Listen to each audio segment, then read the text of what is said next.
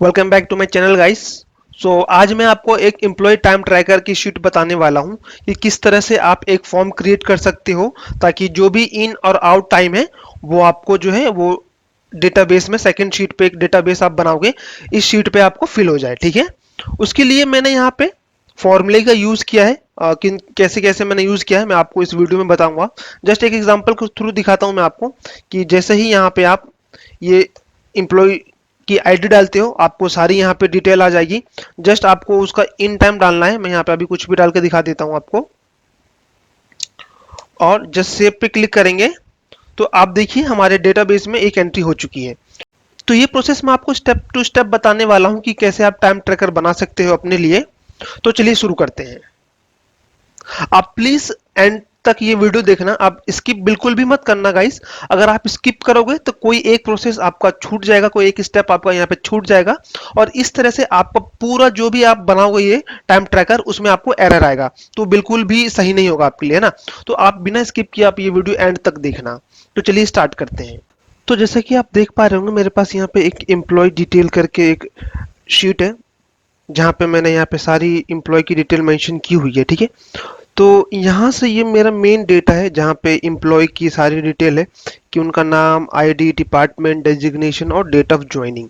ठीक है, तो उसके बाद जो है मुझे यहाँ पे फॉर्म में क्या क्या फीड करवाना है एंट्री के टाइम। तो जस्ट मैं ये कॉलम यहाँ पे पिक कर लेता हूँ क्योंकि ये सारे कॉलम मुझे चाहिए वहाँ पे, और यहाँ पे पेस्ट कर रहा हूँ ताकि मुझे बार बार देखना ना पड़े कि क्या क्या मुझे कॉलम चाहिए। ओके, और उसके बाद जो है मुझे यहाँ पे चाहिए इन टाइम और आउट टाइम। ठीक है, ये दो चीजें एक्स्ट्रा मुझे चाहिए जो मैंने एम्प्लॉय डिटेल शीट में मेंशन नहीं की है। ओके, तो ये सारी जो है वो हेडिंग है जो कि यहाँ पे मैं वैल्यू फीड करूंगा और जो है वो यहाँ पे फीड होगी। तो चलिए स्टार्ट करते हैं। उसके लिए सबसे पहले मैं एक डेटाबेस भी तैयार करूंगा कि जहाँ पे मैं एंट्री करूंगा, जैसे कि आपने अभी देखा जिस तरह से मैं यहाँ पे एम्प्लॉय की एंट्री कर रहा था और एक दूसरे शीट में जाके वो सेव हो रहा था एम्प्लॉय डेटाबेस में, तो एक एम्प्लॉय डेटाबेस करके भी शीट बनाऊंगा। तो उसके लिए जस्ट मैं एक न्यू शीट क्रिएट करता हूँ और यहाँ पे लिखता हूँ मैं एम्प्लॉय डेटाबेस। ओके, और यहाँ पे जस्ट सेम कॉलम मुझे चाहिए, तो मैं जस्ट यहाँ पे पेस्ट कर देता हूँ। ओके, और इसे थोड़ा बड़ा कर देता हूँ ताकि आपको सही से दिख सके, और अलाइनमेंट कर देता हूँ। ठीक है, ओके, ठीक है, ये परफेक्ट है। अब बोल्ड कर देता हूँ और टाइम्स रो, अब ज़्यादा सही लग रहा है थोड़ा। ओके, सो ये सारी जो डिटेल है वो मुझे चाहिए यहाँ पे। नेम का नेम का कॉलम थोड़ा बड़ा होना चाहिए, डिपार्टमेंट ठीक है, डेट ऑफ ज्वाइनिंग ठीक है, डेजिग्नेशन ठीक है। तो अब मैं ये चाहता हूं कि जस्ट मैं यहाँ पे एम्प्लॉय आईडी मेंशन करूं। ओके, और बाकी सारी डिटेल यहाँ पे खुद ही फैच होके आ जाए, और जस्ट मुझे इन और आउट टाइम यहाँ पे डालना हो। ओके, तो उसके लिए हम क्या करेंगे, जस्ट पहले मैं यहाँ पे एक हेडिंग तैयार कर रहा हूँ कि इस जो एंट्री शीट उसका नाम क्या रहेगा। तो उसका नाम होगा एम्प्लॉय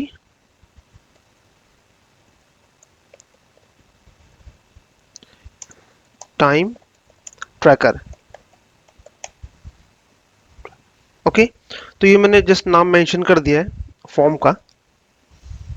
आप अपने हिसाब से जो भी आपकी क्रिएटिविटी है डिजाइन को लेके आप उस तरह से आप डिजाइन कर सकते हो, बट मैं जितनी क्रिएटिविटी मेरी है वो मैं सारी यूज कर रहा हूँ, और फिर भी आई नो अच्छा नहीं लग रहा होगा, बट ठीक है कोई बात नहीं, हमें यहाँ पे डेटा से मतलब है। ओके, डिजाइनिंग पार्ट आप अपने हिसाब से कर सकते हो कि किस तरह से आपको क्या डिजाइन करना है। ठीक है, मैंने यहाँ पे जस्ट एक बिग टाइटल दे दिया है ताकि ये थोड़ा अट्रैक्टिव लगे दिखने में, और यहाँ पे पता चल सके कि क्या इस फॉर्म में फीड करना है। ओके, तो अब एक एक करके मैं यहाँ पे एक टेक्स्ट फील्ड यहाँ पे बनाऊंगा। सबसे पहले क्या है कि मैं यहाँ पे मेंशन कर रहा हूँ एम्प्लॉय आईडी, जो कि ये हमें खुद मेंशन करना है। ओके, उसके बाद यहाँ पे आएगा नेम। अब देखिए मुझे यहाँ बार बार लिखना नहीं पड़ रहा है, इसलिए मैंने यहाँ पे पहले से कॉपी करके रखा हुआ है, ठीक है।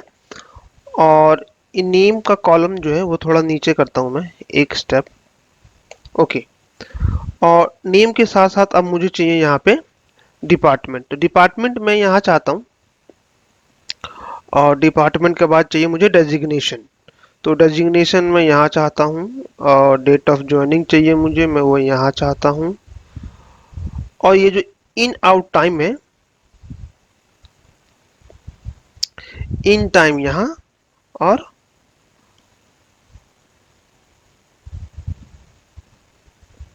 आउट टाइम यहाँ, ठीक है, सॉरी यहाँ।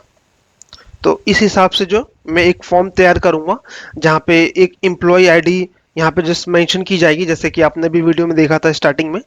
और बाकी name, designation, department, date of joining automatically आएगा यहाँ पे।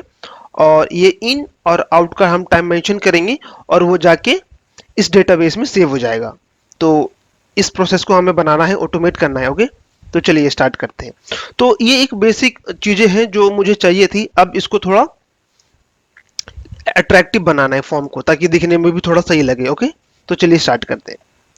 यहाँ पे नेम, एम्प्लॉय आईडी यहाँ पे ठीक है, डन है एम्प्लॉय आईडी, क्योंकि हमें यहीं से फैच करनी है। और उसके लिए मैं फॉर्मूले बाद में यूज करूंगा, क्योंकि पहले मैं यहाँ पे डिजाइन कर लेता हूँ। क्योंकि अगर मैं पहले फॉर्मूला यूज कर लूंगा यहाँ पे, अगर मुझे कॉलम शिफ्ट करना पड़ा, मान लीजिए ये डेजिग्नेशन को मैं यहाँ करना चाहता हूँ, या मैं यहाँ पे कॉलम CBA है, यहाँ मैं पूरा शिफ्ट करना चाहता हूँ, तो क्या होगा कि ये फॉर्मेशन बिगड़ जाएगा, है ना, फॉर्मूले का। तो पहले मैं यहाँ पे एक टेम्पलेट डिजाइन करूंगा, उसके बाद मैं एंड में फॉर्मूले का यूज करूंगा इसे ऑटोमेट करने के लिए, ताकि ये सारी डिटेल आ सके, ठीक है। तो जैसे ही मैं यहाँ पे वापस से इसको जो है वो मर्ज कर रहा हूँ, ताकि मैं एक टेक्स्ट फील्ड टाइप का बना सकूं। तो सेम यहाँ पे मर्ज करते हैं, और जस्ट मैं कॉपी पेस्ट कर रहा हूँ यहाँ पे, ताकि मुझे बार बार मर्ज ना करना पड़े। ओके, तो मैंने यहाँ कॉपी पेस्ट कर लिया है। अब उसके बाद जो है, अब थोड़ा अब मैं यहाँ पे कलरिंग करूंगा, और टेक्स्ट को थोड़ा इसको क्रिएटिव बनाऊंगा, ताकि और अट्रैक्टिव लगे दिखने में। तो मैं जल्दी जल्दी से ये कर लेता हूँ गाइस। ये कलर मैं यहाँ पे देता हूँ ब्लू। हाँ, ब्लू मुझे थोड़ा सही लग रहा है। ओके, डन है। एम्प्लॉय आईडी एक ही फील्ड में चाहिए मुझे, नेम ठीक है। अब इन का जो है वो फॉन्ट चेंज कर देता हूँ मैं, ताकि थोड़ा सही लगे। ये डिफ़ॉल्ट फॉन्ट है। फॉन्ट में डालता हूँ एरियल। ओके, और जैसे मैं इसको बोल्ड करता हूँ, और थोड़ा फॉन्ट बड़ा कर देता हूँ, ठीक है। ओके, डन है, ठीक है। और उसके बाद जो है वो मैं, ताकि यहाँ पे ये टेक्स्ट फील्ड जैसा लगे, तो हाँ कोई बात नहीं, मैं इसको भी मर्ज कर देता हूँ, थोड़ा सही लगेगा, ताकि एक फॉर्म में ही दिखे ये सारे। और इन सब को मैं क्या करूँगा,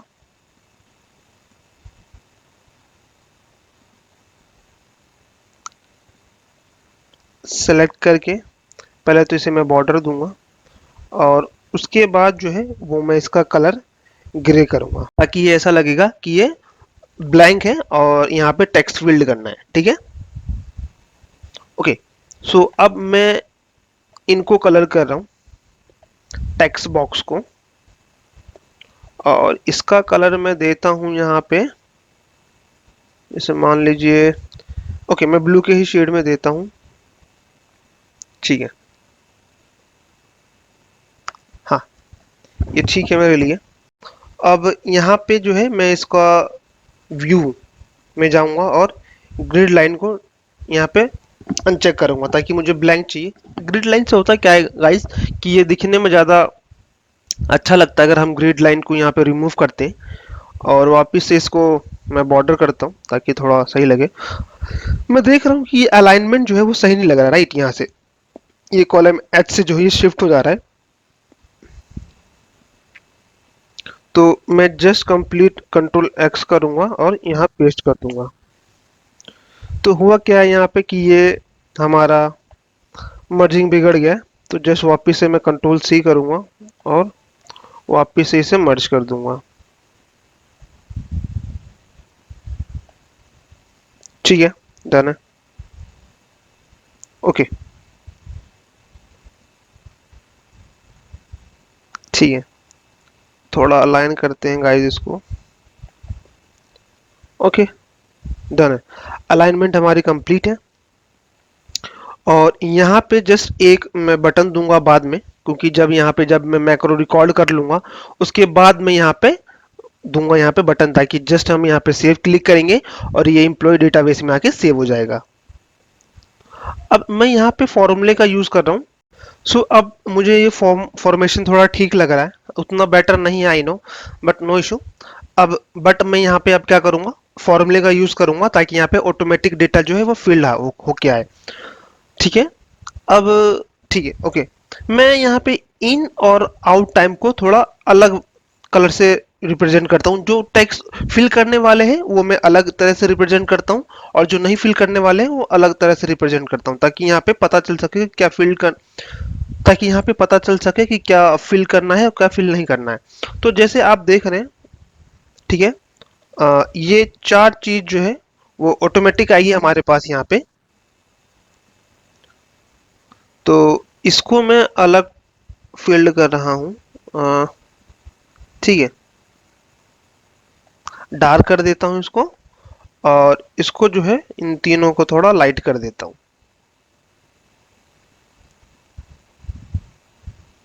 तो ये अलग डिफरेंशिएट हो रहा है ताकि हमें पता चल सके, और जो भी फॉर्म भरे कि यहाँ पे ये तीन जो है वो भरने हैं और इन चारों का एक अलग कनेक्शन है। ओके, तो अब मैं यहाँ पे फॉर्मूला यूज करूंगा, V lookup. V lookup value को आपकी इम्प्लॉय आईडी से यहाँ में, क्योंकि इम्प्लॉय आईडी यूनिक होती है तो हम यहाँ पे इम्प्लॉय आईडी पिक करेंगे और जस्ट यहाँ पे डिटेल लेके आएंगे। इम्प्लॉय आईडी से क्या चाहिए मेरे को, फर्स्ट मैं यहाँ पे सभी सेलेक्ट कर रहा हूँ, 5 तक मैंने सेलेक्ट कर लिया है और जस्ट यहाँ पे अब मुझे यहाँ पे चाहिए नेम। नेम सेकंड नंबर पे है तो मैंने नेम सेलेक्ट कर लिया। ये एन इसीलिए आ रहा है क्योंकि यहाँ पे कोई भी इम्प्लॉय आईडी अभी मेंशन नहीं है। ओके, अब जैसे ही आप यहाँ पे मेंशन करते हो कोई भी इम्प्लॉय आईडी, जैसे चेक करता हूँ E001 में मेंशन करता हूँ यहाँ पे E001, तो यहाँ पे उसका नाम लिख के आ जाएगा। ओके, ठीक है, तो अब जो है वो मैं अभी इसको इरेज करता हूँ और यहाँ पे मैं ये चाहता हूँ कि अगर कुछ यहाँ पे मेंशन ना हो तो ये एन भी ना दे। तो उसके लिए हम क्या यूज करेंगे, उसके लिए हम करेंगे इफ एरर का फॉर्मूला। ओके, या एरर का फॉर्मूला जो हमारे पास होता है उसका यूज करेंगे। इफ एरर वैल्यू में मैंने ये VLOOKUP की वैल्यू पूरी दे दी है और ये एरर हो तो इसको ब्लैंक करें। तो इस तरह से यहाँ पे फॉर्मूला है। अगर हम यहाँ पे कुछ भी मेंशन नहीं है कोई भी एम्प्लॉय आईडी तो यहाँ पे कुछ भी मेंशन नहीं करेगा। ओके, और जस्ट यहाँ पे ये फॉर्मूला मैं कॉपी करूंगा। उसके बाद क्या है, name, department, designation, date of joining. Name, department ये 3 नंबर पे है, 4 नंबर पे है,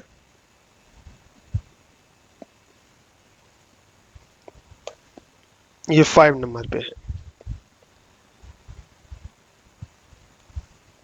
सो अब मैं आपको दिखाता हूं, देखो क्या होगा। जैसे ही यहाँ पे कोई एम्प्लॉय आईडी यहाँ पे मेंशन होगी उसकी सारी डिटेल यहाँ पे हमारे पास आ जाएगी। ठीक है, और जस्ट यहाँ पे उसका इन और आउट टाइम डलेगा और वो जाके एम्प्लॉय डेटाबेस में सेव हो जाएगा। तो उसके लिए पहले मैं इस फॉर्मेट को सही करता हूँ कि यहाँ पे इन और आउट टाइम, सॉरी, इन और आउट टाइम जो है वो मुझे किस फॉर्म में चाहिए। तो यहाँ पे चाहिए मेरे को टाइम में। तो जस्ट यहाँ पे मैं जाऊंगा फॉर्मेट पे और यहाँ पे जस्ट टाइम डालूंगा और मुझे AM PM में चाहिए। ठीक है, तो जस्ट ओके करूंगा। तो यहाँ पे ऑलरेडी यहाँ पे एक यहाँ पे टाइम का फॉर्मेट मैंने मेंशन कर दिया है। अब जो भी यहाँ पे टाइम डालना होगा आपको, जैसे हम मान लीजिए यहाँ पे डालता हूँ 9 PM, 9:00 PM। ठीक है। तो ये 9 PM हो चुका है, ठीक है। और जैसे मान लीजिए लीव करते हैं ऑफिस 6 PM पे,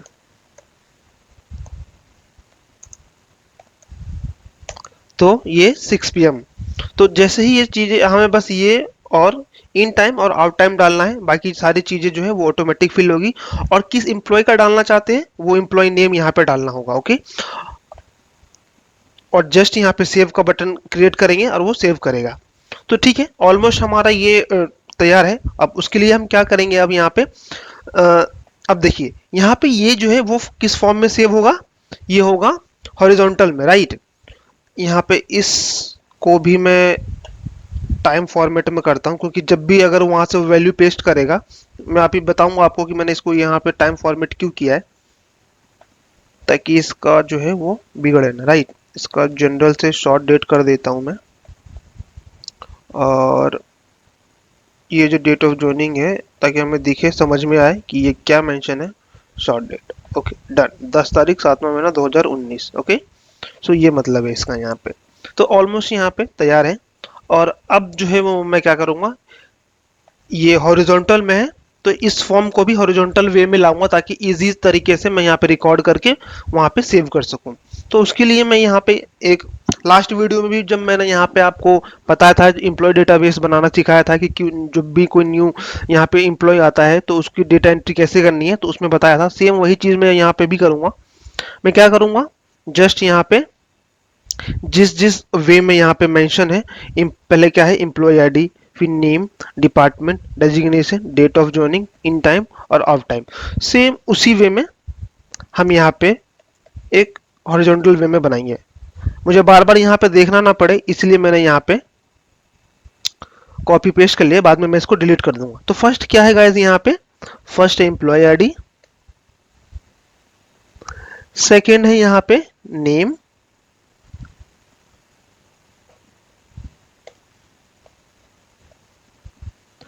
थर्ड है यहाँ पे डिपार्टमेंट, फोर्थ है यहाँ पे डेजिग्नेशन, फिफ्थ है यहाँ पे डेट ऑफ ज्वाइनिंग, सिक्स्थ यहाँ पे होगा इन टाइम, और सेवंथ होगा हमारा आउट टाइम। तो ये कंप्लीट मैंने यहाँ पे मेंशन कर दिया है। अब इसकी फॉर्मेशन पे मत ध्यान दो, जस्ट ये एक रेफरेंस है ताकि ये जो डेटा है जस्ट यहाँ पे पेस्ट हो सके। तो आप इसके फॉर्मेशन पे ध्यान मत दो, हमें इसको कुछ नहीं करना है। हम इसको जस्ट यहाँ पे टेक्स्ट को वाइट करने वाले हैं ताकि ये हमें दिखे भी ना। ओके ओके डन है। तो अब क्या करना है, मैं यहाँ पे कि मैं ये चाहता हूँ कि ये यहाँ पे जाके सेव हो। तो अब जस्ट मैं मेन काम स्टार्ट करूंगा यहाँ पे मैक्रो क्रिएट का। ओके, तो उसके लिए क्या करना होगा, मैं यहाँ पे जस्ट डेवलपर टैब में तो उसके लिए क्या करना होगा, मैं यहाँ पे तो जस्ट हम डेवलपर टैब में आएंगे।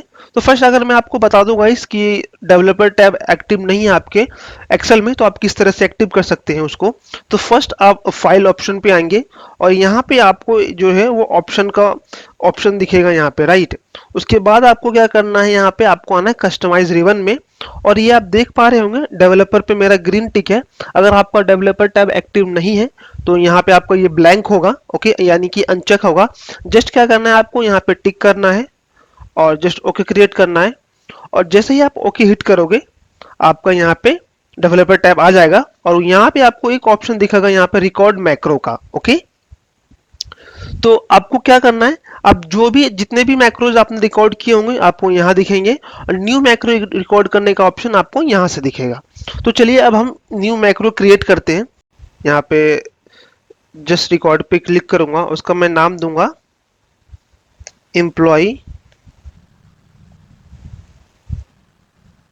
Employ save time. ओके, और जस्ट ओके प्रेस करूंगा और ये रिकॉर्डिंग स्टार्ट हो चुकी है। अब मुझे पता है कि कॉलम 3 पे मेरा डेटा है यहाँ पे, जो कि मैंने यहाँ पे रेफरेंस सेल दिया था।